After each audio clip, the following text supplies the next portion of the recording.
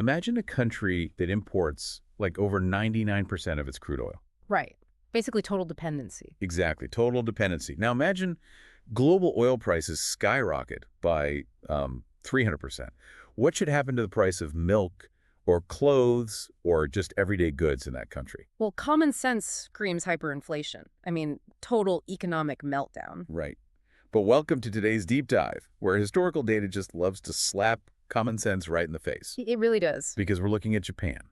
In between 1980 and 2000, as global energy markets completely lost their minds, Japan's domestic prices basically stopped caring. Yeah, their sensitivity to oil prices just plummeted. Which is insane. They built this massive invisible shield. So today, our mission is to dig into this fascinating economic postmortem by researchers Etsuro Shioji and Taisuke Uchino. And we're going to extract the pure mind-bending truth from their data. We are going to figure out how Japan silently re-engineered its entire cost structure, right, to absorb a global energy earthquake without anyone even noticing. Yeah, it's wild. I mean, you're telling me they stood next to a financial explosion and their eyebrows didn't even get singed?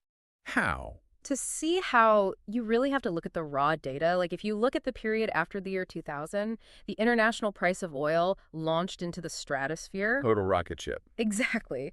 But then you look at Japan's corporate goods price index. That's their wholesale prices. And it just crawled in this straight flat line. Wait, a flat line? Basically, yeah. Yeah.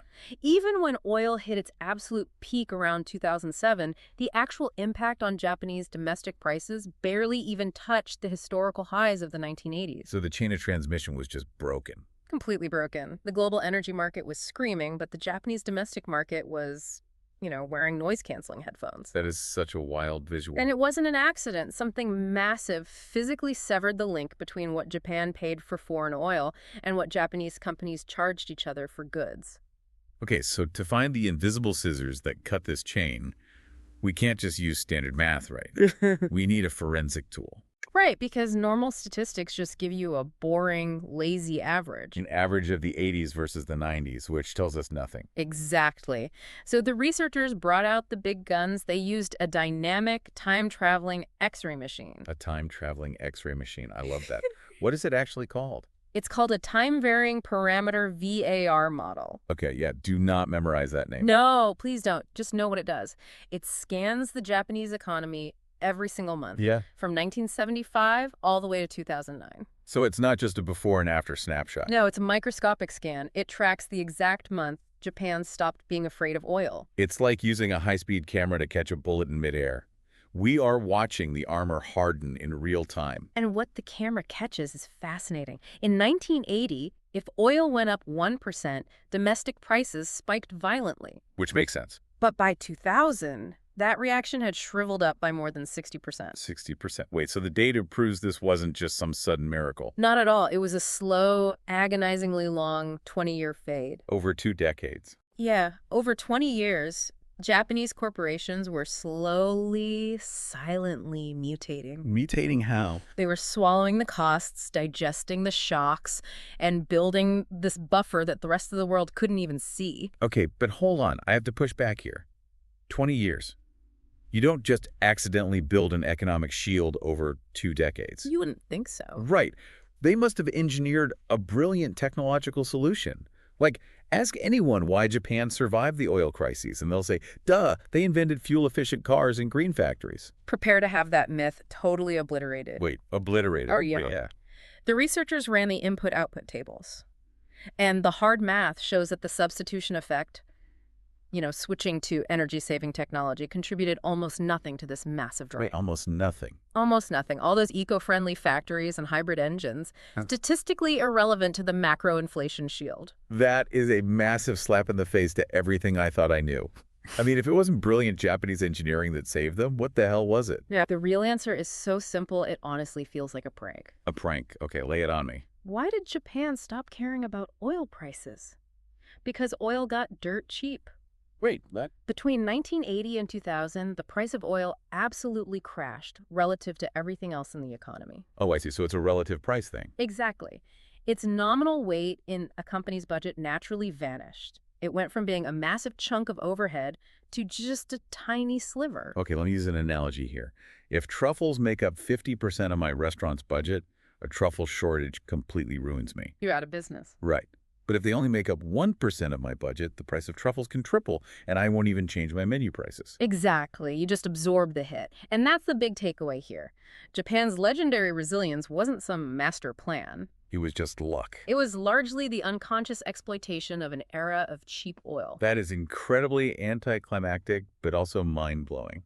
I know, but here's where it gets really emotional, because even if oil is a smaller piece of the pie, the closer a product gets to your wallet, the less the oil price matters. Because someone has to eat the cost, right? Yes. The middlemen are bleeding, so you don't have to. Okay, give me an example. Look at the plastic industry. At step one, when they import raw naphtha, the price shock is a violent one-to-one hit. The importer takes the full punch. Full punch. But then follow the chain down. They sell to basic chemicals, then down to resin, and finally to a plastic hose on a store shelf. So each step down the ladder. By the time the oil becomes a plastic hose, the price shock has completely flatlined. Oh, wow. So Japanese midstream and downstream companies acted as human shields. Absolute sponges for economic pain. They absorbed the global chaos so the final consumer never felt a thing. That is wild. But normally, wholesale prices are wild and retail prices are safe and stable, right? Usually, yes. But walk into a Japanese gas station after the year 2000 and you see the exact opposite. Wait, the opposite. Retail went insane. Retail went totally insane. The data points to a brutal reality. Retail gasoline prices started reacting faster and harder to global oil shocks than wholesale prices did. Why? I thought the retailer was supposed to be the ultimate sponge. Deregulation. The government took the training wheels off the retail market. Yeah. Vicious competition forced gas stations to instantly track their costs. They couldn't afford to be sponges anymore. It's the cruelty of the free market. To survive, the gas station owner had to take the knife and directly stab the consumer's wallet the exact second costs went up. Exactly. But here is the crazy math trick. I love good math trick. Global oil prices go up 100%. Japanese pump prices only go up 50%. How? Wait, if the gas station is passing on all the costs, how does it only go up 50%? The secret is a massive, immovable brick wall called the specific duty tax. A volume tax. Yes. Japan doesn't just tax gas with a percentage. They charge a fixed amount of yen per liter, no matter what the oil costs. So the tax is completely blind to the global market. Exactly. In the year 2000, over 53% of the price of Japanese gas was just this fixed tax. Over half the price. The tax doesn't care if oil is $10 or $100, because half the price of your gas is basically a fixed government cover charge. The global oil market can only ever affect the other half. That is brilliant. It dilutes the shock completely. It really does. But you want absolute proof that this tax shield is real. Because the researchers actually found a smoking gun, right? They did. Nature's perfect experiment. Let's look at twin brothers separated at birth. Ooh, I love a good twin study. Diesel and type A fuel. Chemically, physically, they are basically the exact same liquid. But politically? Politically, they are worlds apart.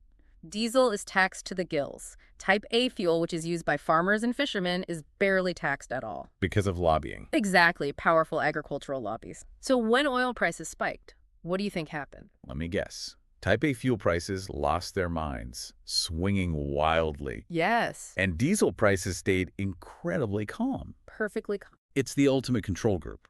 The tax wasn't designed to be an inflation shield. It was just the government wanting money. But it accidentally became the ultimate shock absorber. Accidental brilliance. But, okay, I know we completely trashed the energy efficiency myth earlier. We did, yeah. But there is exactly one sector in Japan where hard tech actually saved the day. The reversal. Okay, what's the one exception? The electricity sector. Here, the substitution effect was vividly real. So they actually swapped out the tech. After the 1980s shocks, Japanese power companies didn't just tweak their margins, they aggressively ripped out oil and replaced it with nuclear, natural gas, and coal. They changed the actual physical recipe of their power grid. Yes. This is the rare, genuine structural triumph. By actively replacing the physical ingredients, they artificially decoupled their electricity prices from the global oil cartel. But that's just one sector. Exactly. When you look at the rest of the economy, forget legendary central bankers. Forget perfectly flexible labor markets. The real hero of Japan's survival is just a giant, boring spreadsheet. A giant, boring spreadsheet. When you aggregate all consumer goods, 70 to 90% of the drop in price sensitivity is explained by one thing. The changing input-output structure. Yes. It's all about the recipe. Oh. The recipe for making things in Japan simply stopped calling for as much oil, mostly because oil was cheap, making it a smaller line item. So you're saying all the credit we give to brilliant monetary policy might just be an illusion created by a lucky shift in supply chains. That is exactly what the data suggests. The complex web of who buys what from whom was a true invisible shield. Mind-blowing. But wait, let's fast forward to the year 2000. Yes. The plot twist. Because the era of cheap oil is dead. Prices climb back to terrifying heights.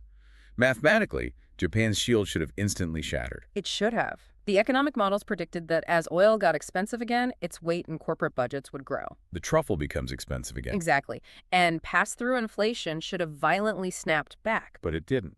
It didn't. The data from 2000 to 2007 shows the actual inflation was sluggish. It was a fraction of what the math predicted. The shield held. But why? If it wasn't the math, what was holding the line? Something invisible. Psychological warfare. Ooh, psychological warfare. Tell me more. Why didn't prices spike in 2007? Because Japanese CEOs were playing a massive, terrifying game of chicken with their own profit margins. Wow. It wasn't about central bank credibility, it was corporate psychology. Companies looked at the exploding oil prices and convinced themselves this is temporary. They thought the spike would just pass. Right. They thought, we can't raise prices or the customer will leave us forever. A fear of the customer. Intense fear. They chose to bleed rather than pass the cost along. They absorbed the shock into their own flesh. I mean, is that incredible corporate resilience? Or is that a slow, quiet suicide? How long can an entire economy survive on self-sacrifice? Not forever. And that's the ultimate question here. Right, because Japan survived a 20-year energy earthquake. But their invisible shield was forged from two very fragile things. An era of cheap oil and companies willing to eat their own profits. Which is terrifying when you think about it. We debunk the tech myth today. We expose the relative price trick. The tax walls. And the corporate sponges. Exactly. So look at the world right now. Globalization is fracturing. Supply chains are breaking down. Energy transitions are completely chaotic. The era of cheap inputs might be dead forever. And if relative prices permanently flip, that 20-year Japanese shield vanishes. You have to ask yourself, is the global economy about to get exposed to the fires of inflation all over again? with no middlemen left to absorb the pain. It's a scary thought. History's logic doesn't disappear, right? Mm, It just waits in the dark for the next cycle. it really does. Well, thank you for joining us on this deep dive. I hope this leaves you staring at the ceiling, questioning everything you thought you knew about how prices actually work.